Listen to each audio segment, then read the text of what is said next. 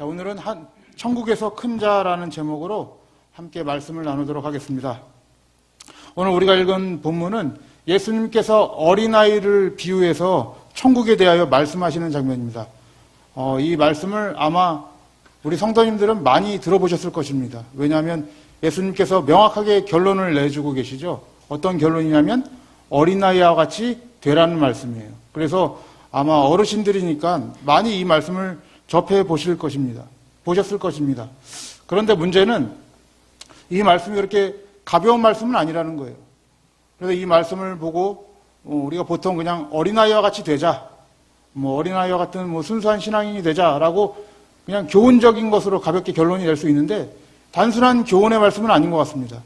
왜냐하면 오늘 본문 말씀 3절을 보시면요, 예수님께서 이렇게 말씀을 하세요. 자, 3절 말씀 우리가 함께 한번 읽어보겠습니다. 시작.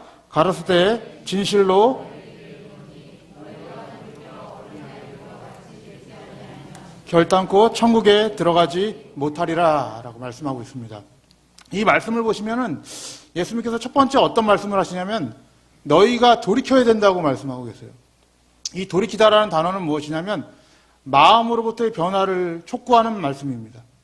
그러니까 반드시 어떤 일이 있어야 되냐면 돌이키는 마음이 있어야 된다는 거예요. 제자들과 같은 그런 마음의 상태로 살아가서 될 문제가 아니라 돌이켜야 되는 문제라는 것이죠. 그리고 두 번째 또 심각한 문제는 무엇이냐면 어린아이와 같이 되지 않으면 천국에 결단코 들어갈 수 없다고 얘기를 해요. 그러니까 천국에 들어가는 문제랑 직결이 되어 있죠. 그러니까 매우 중요한 문제라는 거예요. 그러니까 예수님이 그냥 가벼운 교훈으로 그냥 가벼운 권면으로 말씀하신 것이 아니라 이것은 천국에 들어가는 절대적인 원리와 가치를 말씀하신 거죠. 해도 되고 안 해도 되는 문제가 아니라 절대적으로 우리의 삶 가운데 이러한 변화가 일어나야 됨을 얘기하고 있는 거예요.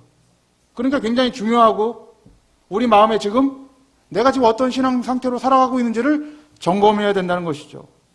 우리 말씀을 보시면요, 여기 나오는 이 어린아이라는 단어는 유초등부 선생님은 잘 알 거예요. 파이디온이라는 단어 많이 들어보셨죠? 예, 그 단어를 가리키는 것인데 이 어린아이라는 것은 초등학생보다 좀 더 어린 아이들을 얘기하는 거예요. 그러니까 좀 유치부 이 정도 되는 애기들을 얘기하는 것인데 이들과 같이 되지 아니하면 천국에 들어갈 수 없다라고 결단코 단호하게 말씀하고 계시죠.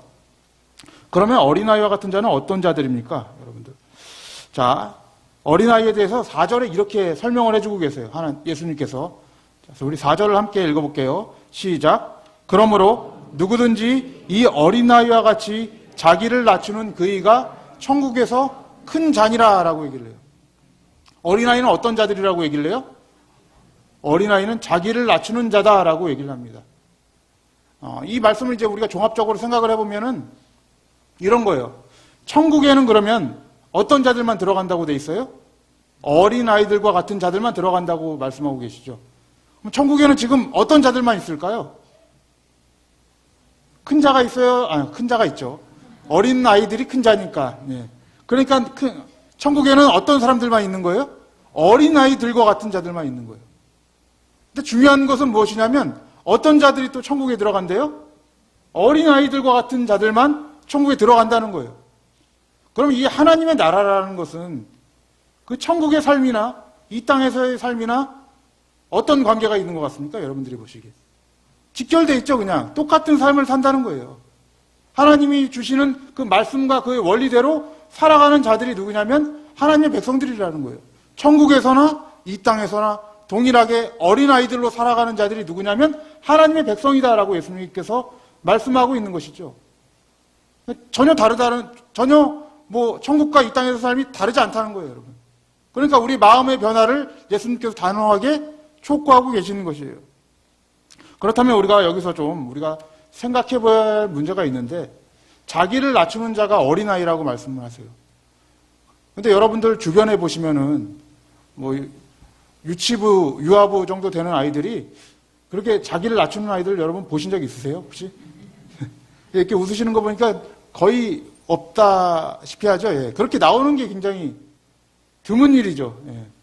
어느 날 아이들이 일어나자마자 엄마에게 큰 절을 하면서 예의를 갖추고 겸손하게 어머니 오늘 만수무강하시고, 뭐 아침에도 건강하시고, 뭐 이렇게 겸손하게 막 말하는 그런 아이들은 없잖아요, 여러분들. 그러니까 예수님께서 말씀하시는 이 자기를 낮춘다. 겸손은 우리가 생각하는 그런 겸손하고는 좀 차이가 있다는 거예요. 그러면 예수님께서 말씀하시는 이 어린아이는 무엇일까요? 그럼 여러분들 우리가 이 문맥을 통해서 좀 생각을 해봤으면 좋겠어요. 예수님께서 왜 이러한 대답을 하셨는지 그러한 배경을 우리가 좀 생각을 해볼게요. 자, 1절 말씀을 보시면 예수님께서 왜 어린아이들과 같이 되라고 말씀하셨는지 그 이유를 우리가 알 수 있습니다. 1절의 말씀을 우리가 함께 읽어볼게요. 자, 시작. 그때 제자들이 예수께 나와 가로되 천국에서는 누가 크니까? 라고 말씀합니다. 자, 예수님께서 어린아이들과 같이 되라고 말씀하신 배경에는 제자들의 큰 자들의 논쟁이 있었어요. 큰 자들의 다툼이 있었습니다. 근데 이 큰 자들의 논쟁은 이 성경, 이 복음서에 걸쳐서 여러 번 나와요. 심지어 언제까지 나오냐면 예수님의 최후의 만찬에서도 제자들이 무엇으로 다투냐면 누가 큰 자인가의 논쟁으로 다투고 있어요. 예수님이 십자가에 달려 돌아가시기 전까지 제자들은 이 큰 자의 삶에서 벗어나지 못했다는 거예요, 여러분들. 네. 자, 이 큰 자가 누구인지에 대해서 예수님께서 제자들에게 이렇게 말씀을 해주셔요. 누가복음 22장을 보시면요. 자, 큰 자가 어떤 자들인지 예수님께서 이렇게 말씀을 하십니다. 제가 찾아왔는데요. 스크린을 보시면서 좀 읽어보겠습니다. 또 저희 사이에 그중 누가 크냐는 다툼이 난지라 예수께서 이르시되 이방인의 임금들은 저희를 주관하며 그 집권자들은 은인이라 칭함을 받으나 너희는 그렇지 않을지니 너희 중에 큰 자는 젊은 자와 같고 두목은 섬기는 자와 같을지니라. 이 누가복음 22장이면은 여러분들 거의 끝장이죠. 누가복음 24장까지 있으니까 이제 이게 최후의 만찬 다음에 나오는 그 문장입니다. 그런데 여기서 어떤 다툼이 났어요? 누가 크냐라는 논쟁이 일어난 거예요. 그러니까 예수님께서 이렇게 말씀하시는 거예요. 이방인의 임금들은 저희를 주관한다라는 거예요. 세상에서 말하는 큰 자는 어떤 자들이에요? 사람을 지배하고 주관하는 걸 얘기를 하죠. 그렇죠? 이 세상이 그런 사람들을 큰 자라고 얘기하지 않습니까? 사람들을 군림하고 지배하는 자들. 그리고 그 집권자들은 은인이라 칭함을 받는다라는 말씀이에요. 이게 무슨 말이냐면은 자기의 약점을 들키지 않기 위해서 자기의 공로를 내세우는 거예요. 그러니까 자기의 공로를 너무 내세워서 자기를 은인이라 칭함을 받는 거죠, 여러분. 그러니까 세상은 자기가 큰 자가 되기 위해서 자기의 약점을 숨기고 자기를 큰 자로 대접받기 위해서 자기의 공로를 내세운다는 거예요, 여러분. 그것이 큰 자가 살아가는 세상의 원리인 거예요, 여러분. 그러니까 이 세상을 우리가 지금까지 경험하셨기 때문에 어르신들 다 잘 아실 거 아니에요. 세상이 무엇을 추구하고 있는지. 큰 자를 추구하고 있다는 것을 우리는 다 알고 계실 것입니다. 근데 26절을 보시면요. 하나님의 나라는 큰 자는 젊은 자와 같다고 말씀하시는데 어린 자라고 말씀하고 있는 거예요. 그리고 섬기는 자가 큰 자가 될 것이라고 말씀하고 있는 것입니다. 그러니까 다른 세상을 하나님께서 말씀하고 계신 거죠. 하나님의 나라는. 그러나 세상의 나라는 뭐예요? 크고 작음을 통해서 어떤 일이 일어나냐면 차별이 일어나는 거예요. 차등이 주어지고 순위가 매겨지고 그 다음에 자기의 높음을 추구하는 것이 이 세상 나라가 추구하는 그 원리라는 거예요. 거기서부터 예수님이 어떻게 말씀하시냐면 돌이키라는 것이죠, 여러분들. 그 상태의 마음으로는 하나님의 나라를 살아갈 수 없다라고 단호하게 얘기하는 거예요. 그리고 하나님의 나라에 들어갈 수 없다라는 것입니다. 그래서 여러분 세상이 큰 자와 작은 자를 구별해서 큰 자만 인정을 하고 큰 자를 대접하고 아마 우리의 삶에서도 여러분 이러한 일들이 굉장히 많이 일어났을 것입니다. 그리고 큰 자에게 영예를 주는 그런 세상이에요. 그래서 예전에 개그 콘서트에서도 이런 유행어가 있었죠.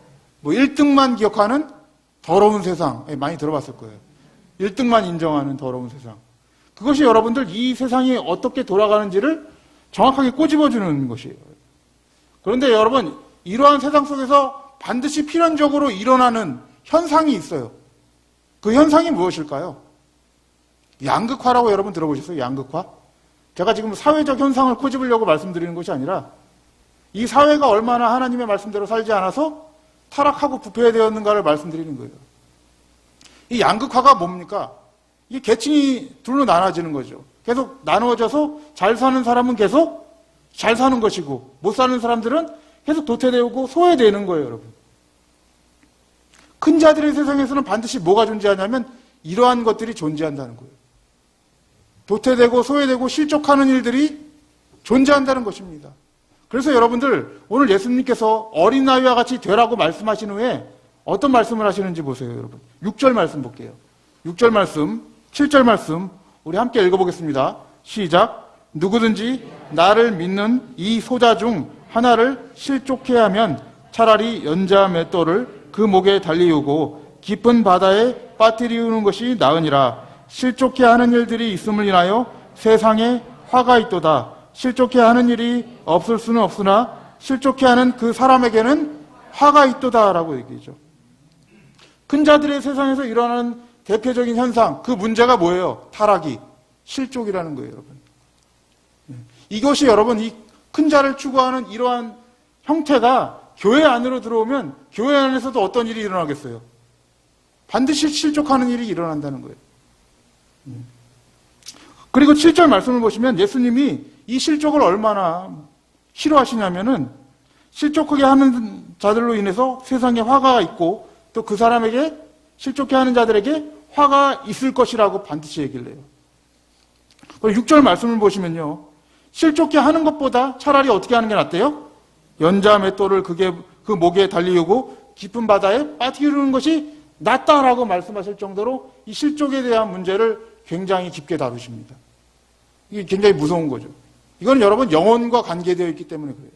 한 영혼 한 영혼과 관계되어 있기 때문에 예수님께서 이렇게 말씀하시는 거예요. 그렇다고 여러분 오늘 이 비유로 말씀하신 것을 보시고 진짜로 연자맷돌을 목에 두르시면 안 됩니다. 그런 말씀이 아니라 그만큼 하나님께서 이 실족하는 이 문제가 매우 안 좋고 타락된 것이라는 것을 말씀하고 있는 거예요. 그 큰 자들의 원리에서 벗어나라는 것이죠. 자, 8절부터 보시면요. 여러분들 실족해 하는 자들에게 이렇게까지 말씀하세요. 이건 비유로 말씀하신 것인데 만일 내 손이나 내 발이 너를 범죄케 하거든 찍어내버리라 그러죠. 그리고 불구자나 절뚝발이로 영생에 들어가는 것이 두 손과 두 발을 가지고 영원한 불에 던지우는 것보다 나으니라. 자, 9절 말씀 보시면요. 만일 내 눈이 너를 범죄케 하거든 빼어내버리라. 한 눈으로 영생에 들어가는 것이 두 눈을 가지고 지옥불에 던지우는 것보다 낫다라고 말씀해요. 왜 이렇게까지 말씀할까요? 10절의 결론이 나죠. 10절 말씀이 이렇게 결론이 납니다.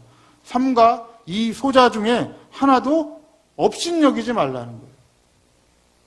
업신여기지 말고 너희에게 말하노니 저희 천사들이 하늘에서 하늘에 계신 내 아버지 얼굴을 항상 배옵느니라 라고 말씀하고 계세요.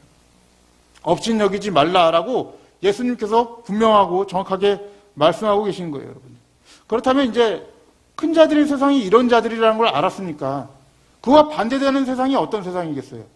어린아이들의 세상이겠죠. 하나님의 나라겠죠, 여러분.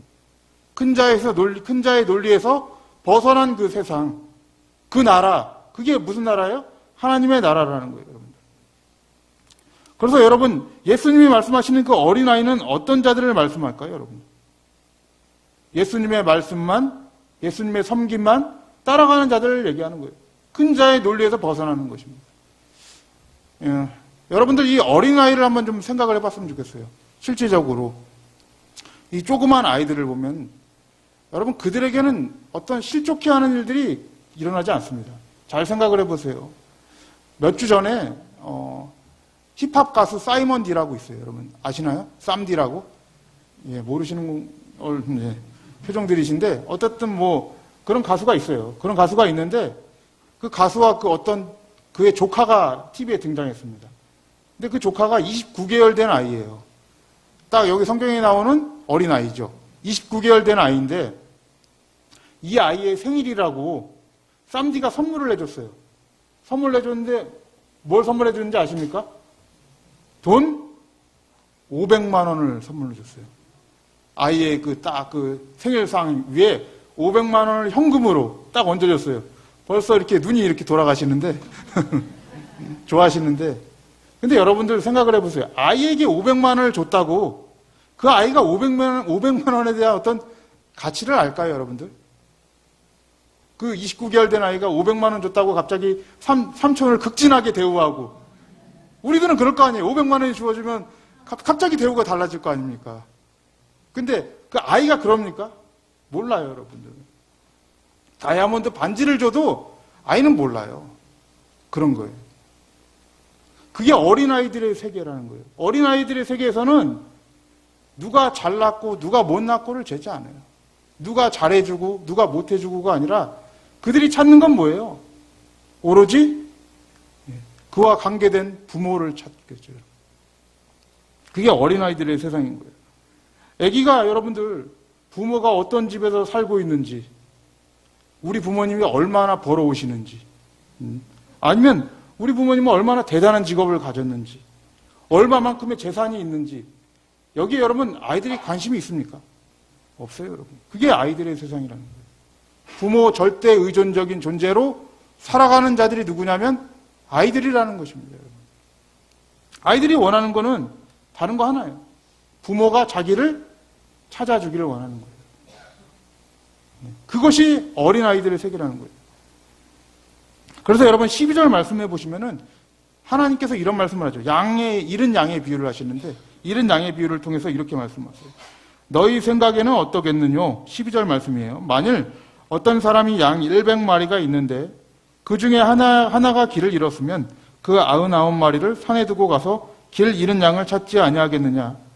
진실로 너에게 이르노니 만일 찾으면 길을 잃지 아니한 99마리보다 이것을 더 기뻐하리라. 이와 같이 이 소자 중에, 소자는 어린아이죠. 소자 중에 하나라도 이루어지는 것은 하늘에 계신 너희 아버지의 뜻이 아니니라 라고 해요. 이 어린아이는 결국 또 어떻게 설명을 하고 있어요? 하나님 아버지께서 그 은혜로 찾은 자들을 얘기를 하는 거예요. 하나님의 공로로 찾아진 자들. 그들이 누구냐면 어린아이라는 거예요. 그래서 하나님이 우리를 찾아오셔서 완성시키는 그 나라가 어린아이들의 나라라는 것입니다. 사실상 여러분, 어린아이는 자기가 가야 할 길을 잘 몰라요. 길을 압니까? 몰라요. 부모님이 인도해 주셔야 가는 길이 그 어린아이들의 길입니다. 우리도 마찬가지예요. 우리의 인생을 누가 감히 알겠습니까? 근데 우리의 인생을 누가 알려주세요? 하나님이 이 말씀을 알려주셔서 그 말씀의 방향대로 가는 사람들이 어린아이들이라는 거예요. 하나님이 찾아주시고 인도하셔서 그 길을 따라가는 자들이 바로 어린아이들의 세상인 거예요. 그래서 성경에서 여러분들 우리가 추구해야 할 믿음과 행함에 대해서 야고보서에서는 여러분 이렇게 말씀을 했어요. 야고보서 2장 말씀을 보면 이렇게 말씀합니다. 우리 한 목소리로 함께 읽어보겠습니다. 시작. 내 형제들아, 믿는 믿음을 너희가 받았으니 사람을 외모로 취하지 말라 하라. 여러분, 야고보서 2장을 여러분도 잘 아실 거예요. 왜냐하면 야고보서 2장은 우리가 행함의 장이다라고 많이 얘기를 하기 때문에 그래요. 그러니까 믿음과 행함을 동시에 강조하는 장이 야고보서 2장이에요. 그런데 거기서 어떤 행함을 먼저 얘기를 하냐면 2장 1절에 예수 그리스도의 믿음을 가진 너희들은 사람을 어떻게 하지 말래요? 외모로 판단하지 말라, 취하지 말라. 이게 외모로 취한다는 이 단어가 원문으로 보면 차별하여 대우하지 말라 이렇게 얘기하고 있는 거예요. 어떤 사람은 내가 보기에 좋으니까 이렇게 차별해서 대우하고, 어떤 사람은 내가 업심 여길만 하니까 그냥 무시해버리고, 그런 일들이 무엇이냐면 바로 큰 자들의 논리에서 살아가는 그런 세상이라는 거예요. 근데 주 예수 그리스도의 믿음을 가진 자들은 그러한 큰 자의 세상에서 벗어나 어느 세상으로, 하나님의 나라로 옮겨진 자들이라는 것입니다. 여러분들 예수 그리스도의 십자가를 한번 생각을 해보세요. 그리스도의 십자가는 모든 믿는 자들에게 차별이 없이 주시는 하나님의 구원의 은혜인 거예요, 여러분. 그 십자가 안에는 학벌도, 돈도, 명예도 아무 소용이 없어요, 여러분들. 오직 하나님의 공로로만 갈 수 있는 거예요. 그 은혜로만 갈 수 있는 그 나라가 어디냐면 하나님의 나라라는 거예요. 어떠한 인종이라든지 성별도 따지지 않아요. 어린아이와 같은 그 나라라는 것입니다. 우리가 어떤 자격이 되어서 하나님의 자녀가 되는 것이 아니라 예수 그리스도의 공로로 하나님의 자녀가 되는 그 나라가 어린아이들의 나라, 하나님의 나라인 것입니다. 여러분, 교회가 타락하기 시작하면요, 자꾸 무엇을 추구하냐면 바로 이 세상의 것을 들여오게 되죠. 세상의 것을 들여온다는 것 그 자체가 나쁘다는 게 아니라 그러한 어떤 원리로 살아가는 게 나쁜 거예요. 큰 자 된 원리로 자꾸 살아가게 되는 거예요. 세상의 것이 이 한국교회에 들어오기 시작하면서 자꾸 교회가 대형화를 추구하게 되죠, 여러분들. 좀 큰 교회. 그래서 남들과 자꾸 비교를 꿈꾼단 말이에요. 또 무엇을 꿈꾸냐면요, 하나님의 이런 말씀보다 어떤 차별화된 시스템이 좀 있었으면 좋겠다라고 얘기하는 거예요. 대형교회는 그런 시스템들을 많이 갖추고 있으니까 그런 것들을 비교하는 거예요. 비교해요. 그래서 그런 대형교회를 더 높이고 영접하는 그런 행태들이 여러분들 한국교회에 들어오기 시작한 거예요. 그 다음에 여러분들 이런 것이죠. 큰 자들이 어떤 걸 추구하냐면 누가 더 많이 이걸 추구하죠. 누가 더 많이 헌금했는가? 누가 더 많이 기도했는가? 누가 더 많이 찬양했는가? 그래서 이런 걸 비교해서 자기들이 조금 더 훌륭한 신앙인이라는 걸 높이는 거예요.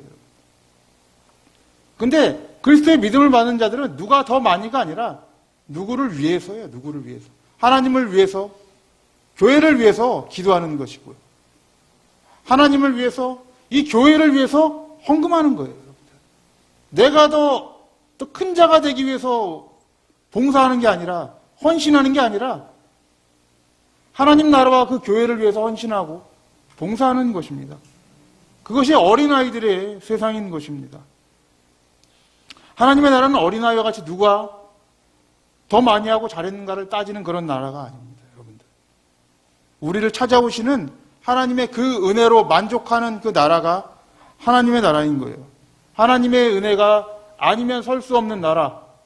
그래서 그 아버지만 찾는 그 어린아이들이 존재하는 곳이 어디예요? 하나님의 나라는 거예요. 아버지만 절대적으로 의지하는 그 나라가 우리가 가야 할 하나님의 나라인 것입니다. 오늘 이 말씀 가운데 우리 성도님들, 예수님께서 이렇게 말씀하셨죠. 제자들에게 말씀하신 것 같이 너희가 돌이켜서 어린아이들과 같이 되지 않냐면 결단코 하나님의 나라에 들어갈 수 없다라고 말씀하셨죠. 이 말씀을 여러분들 마음속에 깊이 새기셔야 합니다. 이 돌이키라는 말씀, 제자들과 같은 그런 큰 자들의 원리에서 사는 그런 마음의 상태에서 돌이키라는 예수님의 음성을 들으시고 하나님의 은혜로 만족하며 자족하고 또 하나님의 나라와 교회를 위해서 헌신하며 봉사하시며 승리하시는 또 이 땅에서 하나님의 나라를 살아가시는 우리 성도님들 되시기를 주님의 이름으로 축복합니다.